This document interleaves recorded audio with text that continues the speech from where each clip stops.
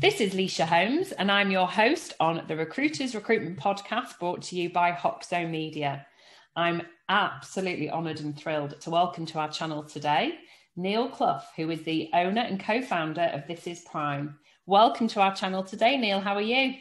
I'm really well, Leisha. Looking forward to it. Yeah, me too. I'm really excited. We've obviously got to know each other really well over the last few years. And for those who have got a good memory, you might recognise Neil if you're watching us on YouTube, who was on The Apprentice a few years ago, infamously so. Good memory for that. Got to have a good memory.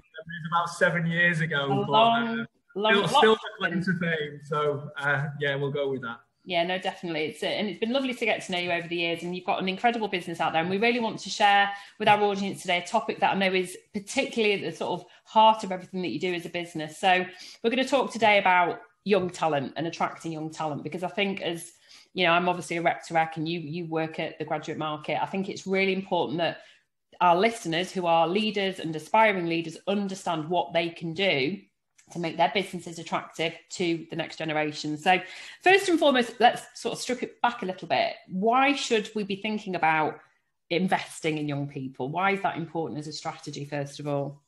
Yeah, I think the first thing I'll mention is there has to be a mix. So we're a specialist in helping graduates get into sales and recruitment roles, okay? And obviously I'm a massive ambassador that we should be investing in young talent. However, I also believe that young talent will only be successful if they've got the experienced people to learn from and develop from. So, you know, I'm more about there has to be a mix. The most successful sales and recruitment teams that I've worked in or that I've met or the companies that we represent have a really good mix between trainee and experience. So I think that's the first point to make. In terms of why we should hire, though, I suppose trainees, is because we're going to be a very old recruitment and sales team to go, right? So what we should be looking at is how we create the future leaders of the industry. We've also got to think about succession planning, right? You know, I'm pretty sure you've got leaders in all our businesses now, but you know, who are the next leaders? Who's coming up through the ranks? If we don't know that, then that's a problem, right? Because there's going to be a point where they may, unfortunately, leave. There may be a point where they need to develop into other roles. So we need to be succession planning. And then the final thing on young people is it brings that energy, it brings that fun. And that actually helps with retention.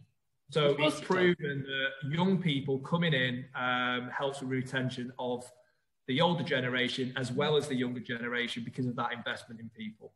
Yeah, definitely. And I think it's, you know, just from a cultural perspective, as we record this now where we are still in lockdown, but as it gets broadcast, we will hopefully be in a much freer environment. Everybody's sort of heading back into the office, even if it's a blended approach.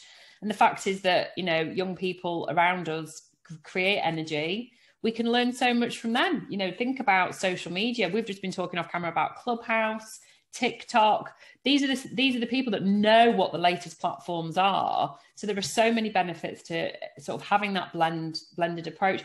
I mean, just as an aside, if we think about the last 12 months, has there been a lack of investment in young people, do you think? I mean, let's sort of contextualize it. And why did that happen? Why did people stop hiring trainees? No, let's be really honest and upfront. You know, we work the market, you know, going back to, can you believe it's a year? Obviously, no. Going back to that devastating time and obviously where, you know, our businesses fell off a cliff and, you know, I'm pretty sure you agree with me, that wasn't the biggest issue when there's people in the world that are losing lives. However, from a business element, yes, it did. And what happened was, unfortunately, when people started to hire again, you know, as we started to get a bit more confidence, it was kind of, we'll hire people that we can plug in and go, right? We don't want to hire the rookies. We don't want to hire the trainees. Who's going to manage them? They can't work from home. They can't be effective. We'll hire experienced. So yeah, it's a really tough time for young people. And, you know, having a young team, investing in young people as we do in our own company, as well as what we represent, is, I believe it's been a massive challenge on mental health for young people because when you're young, what can you do? It's all about going out, enjoying yourself, and that's the one thing that's been taken away. So yes, definitely. I feel that young people have had it really tough, and companies, graduates that we represent in, you know, have come from a generation of not being able to get jobs. So 2020 graduates have struggled, right? There's still many of them that haven't got roles, and now we're coming up to 2021 graduates that are going to join the market. So yeah, I feel that the younger generation were overlooked because of the concern quite naturally of companies not being able to onboard and train.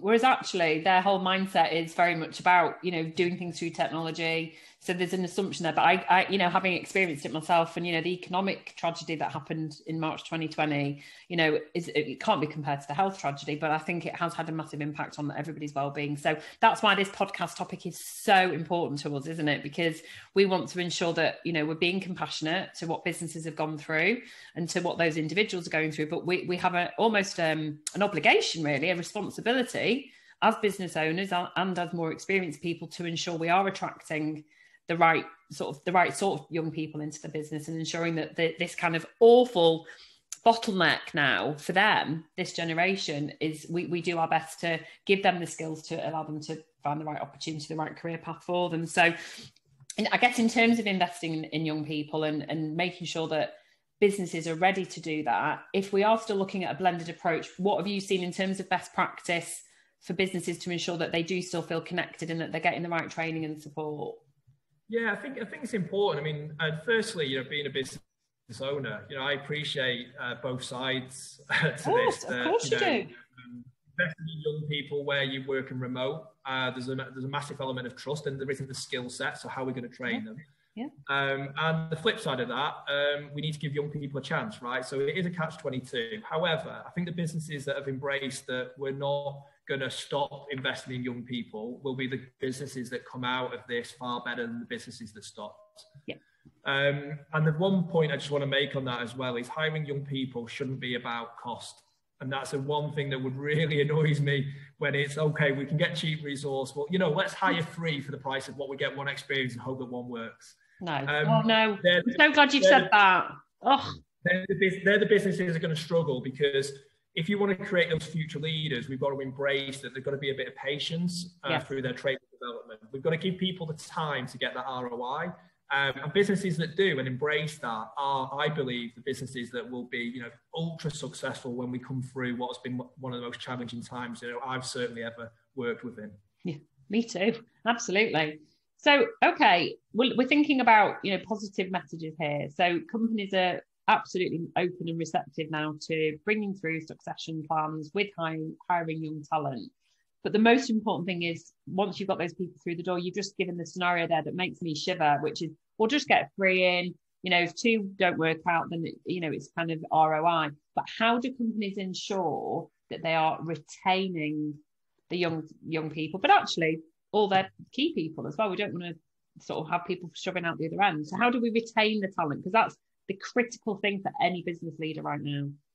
Yeah, okay, well, it's a generational thing. So 70% a study that I've seen recently, and I do quite a lot around kind of how we motivate and retain young people in our businesses, predominantly what we do, sales and recruitment, right, which is high pressurized and so on. 70% of young people are impatient, right? Okay.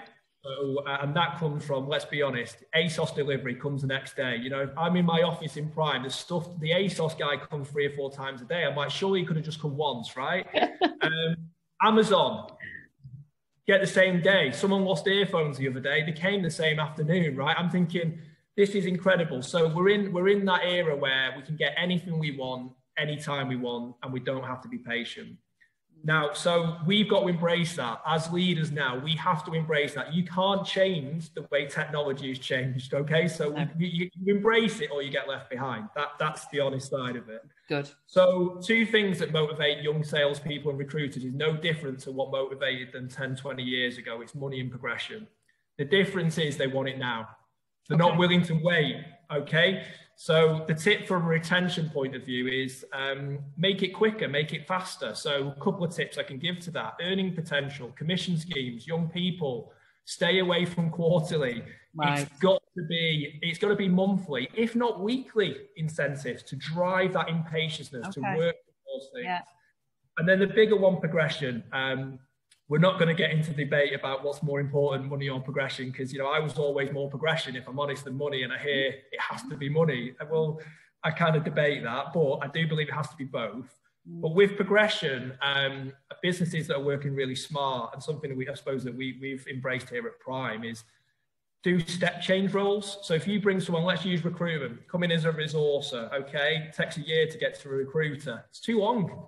It's too long because 70% of people are impatient. So 6 months, make them a senior resourcer, give them a bit more responsibility, maybe a slight increase in salary or just responsibility.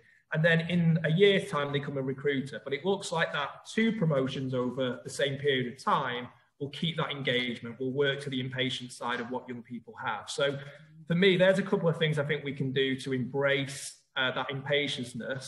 And fundamentally, it's about hiring the right people to start. But there are a couple of things that I would advise companies to look at if they're going to engage and retain young people. I think that instant gratification as a parent of 2 teenagers, and I know that you're a dad as well, is absolutely on the money. And the thing is, you can't push against the tide. So if you're listening to this and thinking, but we've got a quarterly scheme, it's always worked for you more senior people, of thinking about an EMI scheme. Of course, golden handshake, amazing. But we're talking about young generation, this Generation Z. They want it literally now. I mean, I'm on first name terms with my delivery drivers, you, because I mean, every day. And once you've got teenagers, trust me, they'll just order it themselves off the phone. So I totally and utterly back everything that you've said there. And it could be, how many vacancies can we get on this week? Whoever wins that gets a £25 voucher for Selfridges, whatever it is. That instant gratification is so important, and take that on board. We're not talking about changing your whole bonus scheme here long term. And the other part that you talked there about progression, because I'm with you. I think meritocracy in recruitment is what makes it the most incredible industry to be part of, but it should never just be about money. It should be about that career path. And I agree with you that maybe give them that additional responsibility. If you can see that they've got a shining, torch on being an influencer on social media, make them a social media mogul within your business. Let them champion something, diversity and inclusion. Give them extra sort of gratification, I guess. It's interesting you say, because we're actually in a point where the future leaders right now, so millennials, okay, so millennials are probably aged, I think about, don't quote me on this, I'm sure it's about 25 to 40. So they're probably going to be your leaders in recruitment. And they were impatient. They were already impatient, right? Now you've got Gen Z, which are up to about 24 to 25 age. And they're the young guys that are coming through now at the level. So the leaders in your company are probably just as impatient as the rookies that are coming in, right? Because of the generational approach to it. So for me, embracing that quickness is really important for businesses, because you'll see that if people don't feel they are progressing, if they don't feel that they can earn money quicker, then they will leave. That's the reality. If you don't embrace it, you'll be left behind. And the companies that are doing that really, really well at the moment and embracing that. So it's really good. And can I just say that it's never leaves you.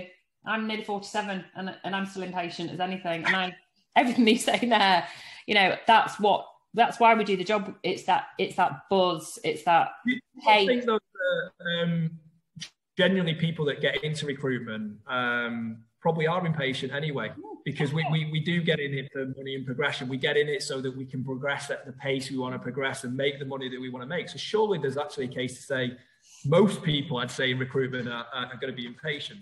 Definitely. Absolutely. It's a wonderful trait to have. Absolutely. Definitely. So bringing in the other side of your business, which you are absolutely incredible at, which is the training and development aspect. And, again, over the last 12 months, people have looked at the granular of their cost base. They've potentially not invested where they should do. So why do you believe that as a strategy, training and development is critical to retention of all your staff, not just young talent? Yeah, I love a good stat, as you've probably seen, but there's another stat that I've got, which is, and again, it's around this. So again, don't quote me definitely, but around this, from the studies shown, 75% of young people say that training and education is important to them. So again, it's a generational thing. We're coming from a generation that, if we're honest, are over-educated. So most people have a degree, right? It doesn't make a difference anymore. When I went to school, if you had a degree, you were different. Yeah. Not anymore. Everybody has a degree. And people now are staying on in education to get a master's, because that makes them different and stand out from the crowd. But so the degree doesn't make them different. But what it has done is meant that we've got young people want educating, they want development. 75% are saying that if companies give me that, it's a key reason to stay. Yeah. So training is absolutely the key to success for bringing a rookie through, trainees through. What does it do? It helps deliver better results. What does it do? It gets you the results quicker. And most importantly, it makes good people stay for longer. So why wouldn't we train and develop people is the question. A couple of things I think we can do though, I suppose, for companies out there that have got young people in and it's kind of, we know they're impatient, we're talking about that. What can we do? Well, again, it's speeding it up a little bit. Weekly one-to-ones. Are we religiously giving our one-to-ones to our new people? Are we asking them where they're going right, where they're going wrong? Are we got monthly training workshops? One of the things that I think works really well is having in-touch mentors, right? If I mentor the newest person coming in right now, I might be a bit out of touch, and I like to say I've still got it, but I might be a little bit out of touch. So for me, mentors should be people that are only a couple of years ahead in the cycle, because people look up to someone and can actually go, do you know what? You were only there 2 years ago. That's achievement. I'm 20 years down a career and so on. So I think giving development from the people in your business that are being there, that are doing it, that are maybe only a couple of years ahead of that person, because the rookies look up to them and go, do you know what? I can achieve that too. It's in sight, it's in reach, and it works on that impatientness. So that would be my kind of advice to training development, because we're all busy. We're all so busy. I love that. What an amazing sort of empowered message that gives to every single person that's in your team, that it's in sniffing distance. I can see that in 2 years that could be me. You're absolutely right. And it creates a buddy scheme, it creates closeness, relationships, respect, mutual respect. And it just, like you say, for busy leaders who we're more stretched than ever, there's more pressure on us than ever before. Actually, what you're doing is you're delegating the things that you should probably be delegating. I love that, Neil. That's an absolute piece of gold, that. In-touch mentors, we should all be doing that. Stop and think of doing that in your business. It's important that when you've got young people who are invested in, that they appreciate as well when running businesses. And, most recruitment businesses, what's the sweet spot? I would imagine a lot of your listeners in recruitment companies, anywhere between 10, 20 heads potentially. Obviously, we've got some really successful bigger companies and really successful smaller companies. But genuinely, when we've got smaller teams, training is the thing that gets missed. Or training's done by the people at the top. And for me, being trained by people that you're in touch with, you're closer to, works. And also, flip side of that, it's a retention tool for those people, because the people that are delivering the mentorship and the training are then getting the leadership skills. So it's all about... Absolutely. And if everyone was doing this, I would have no candidates. I'd just like to say. There you go. Just as a little... Just out of business there, Lisa. But there we go. Yeah, definitely. Oh my gosh. I knew you'd come up with loads of amazing goals for us, and I've got so much respect for what you and Nicole have achieved as a business. I'm a huge advocate of what you do for young people and what the journeys that you've put people on, and I hope you continue to do so. And in a few years' time, you'll be getting my mini me. She's definitely on path to becoming a future recruiter. Just got to get her through GCSEs, so she might not even make it to university. That's where I'm at. But thank you so much, and I really appreciate your time today. It's been really valuable to all our listeners. Pleasure. I've really enjoyed it. Thanks for the time.